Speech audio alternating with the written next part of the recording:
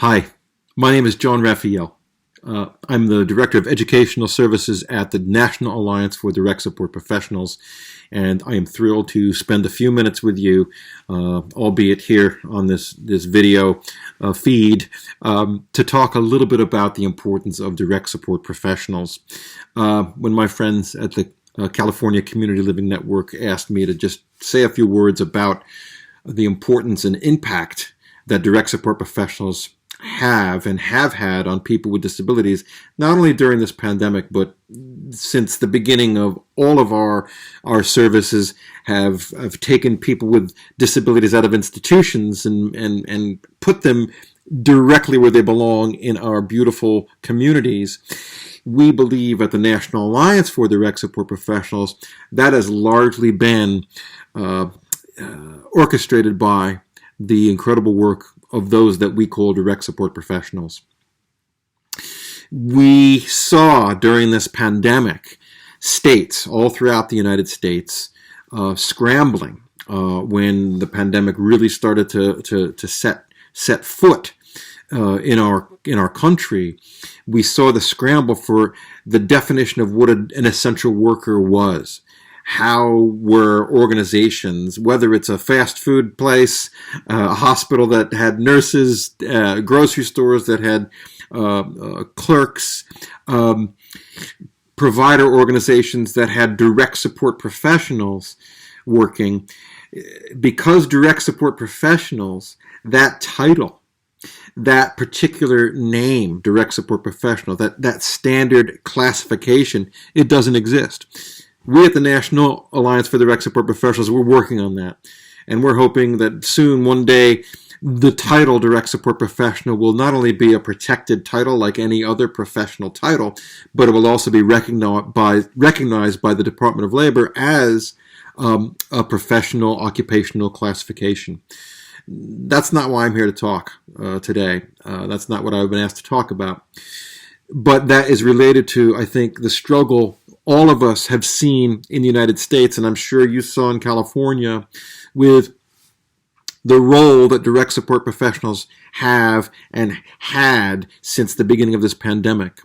There were organizations throughout the United States where they had to figure out how to get their direct support professionals to be qualified to be seen as essential workers so they could actually get out on the road and drive, to and from home to work based on the lockdown requirements and regulations in individual states. Direct support professionals weren't necessarily essential workers.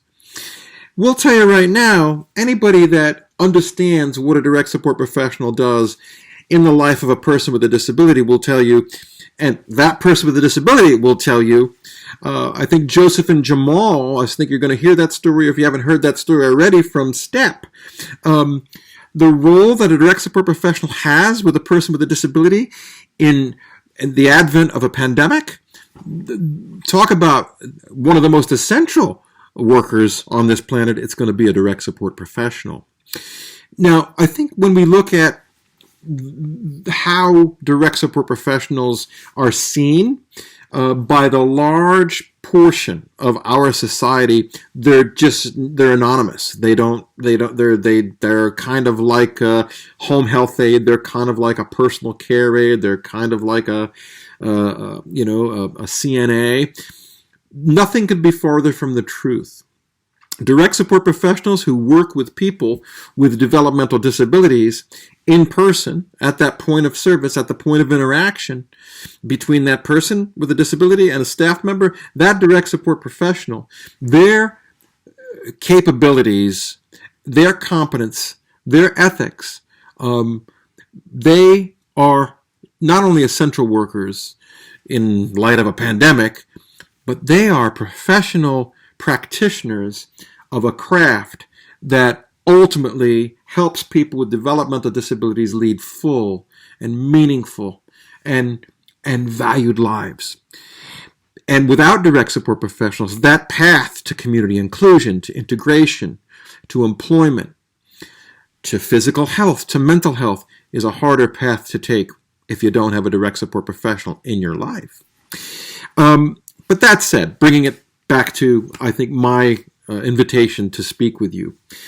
The National Alliance for Direct Support Professionals, we had the opportunity to work with the University of Minnesota to do some research with them. And we did a tremendous amount of research since the pandemic hit in basically March of 2020 to now. And the University of Minnesota will be having an incredible research project and a research report published a little later in 2020. But some of the things that we researched, we surveyed direct support professionals who are working in this pandemic and asked them specific questions, research-based questions, and questions that were created by people that wanted to know, the role of a direct support professional in a pandemic, among other things. But ultimately, we took advantage of this situation where people with disabilities were at risk of all kinds of bad things, not only health risks with COVID-19, but isolation risk, risk of being excluded, risk of discrimination, all of these things that happen in people's lives who have disabilities to begin with. But in a pandemic, when things are locked down and things are a little bit squirrely, to be frank, and things are just out of control, direct support professionals, their role and their position with people with disabilities cannot be understated. Some of the things we found. One is that they were dedicated. They were risking their own health because of the dedication they had to the people they support. They would risk their health, even with a lack of abundance of personal protective equipment, even with kind of lousy wages, even with situations where they might not even have been treated necessarily the most respectfully by their organizations. They were, direct support professionals were so dedicated and absolutely devoted to the people they supported. They showed up. And that's the main theme that we heard from all the research we got. We did some Zoom interviews with DSPs from all around North America, really. There was actual written surveys that were submitted. Close to 10,000 direct support professionals, information was gleaned from them. And basically the one ongoing theme is they showed up.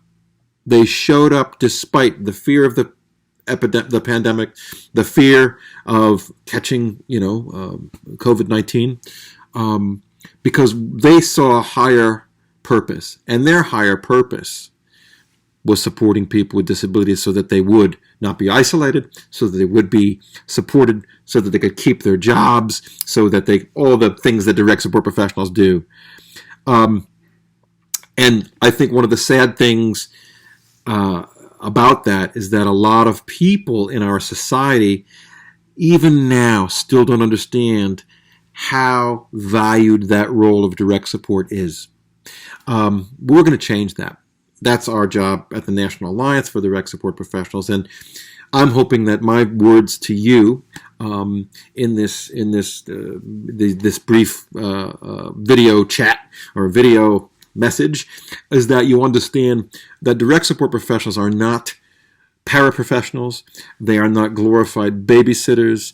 They are not home health aides. They're not personal care aides. They're direct support professionals. They have a set of competencies, a set of skills. They have ethics. They have knowledge, skills, and values that when that is all put together and direct support professionals are developed and trained and educated and certainly recognized and ultimately paid the right commensurate wage with what a professional should make, I think we're going to see a difference in the world. We're going to see that people with disabilities, not only are we going to value them more, and I think we are valuing people with disabilities a little bit more in our societies. I think that's happening. We got a lot farther to go. But ultimately, those that work with people with developmental disabilities and intellectual disabilities especially, we have to value them. And we're on the path to that. So one of the things, if you ever get an email from anybody from the National Alliance for Direct Support Professionals, we were founded essentially by John F. Kennedy Jr. And he was a champion for the direct support workforce in the 80s and 90s. When he passed away in 1999, we lost our champion. But he quoted, this is one of his quotes, and he said this at one point: quality is defined at the point of interaction between the staff member and the person with a developmental disability. That's John F. Kennedy Jr. quoting. That's in a quote in a report that he wrote at the time to President Clinton.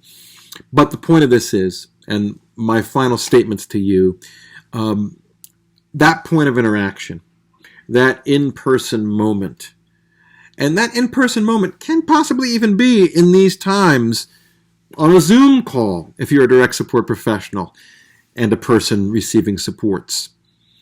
But that interaction, as I'm interacting with you, when it comes to a direct support professional and a person with a disability, I'm telling you, that point of interaction is where quality will be defined, whether it's really good quality or poor quality. I hope that my words to you and my information that I've given you can offer you hopefully some reason to see the direct support professional role in a higher level, higher valued place. Thank you for your time, and please be safe.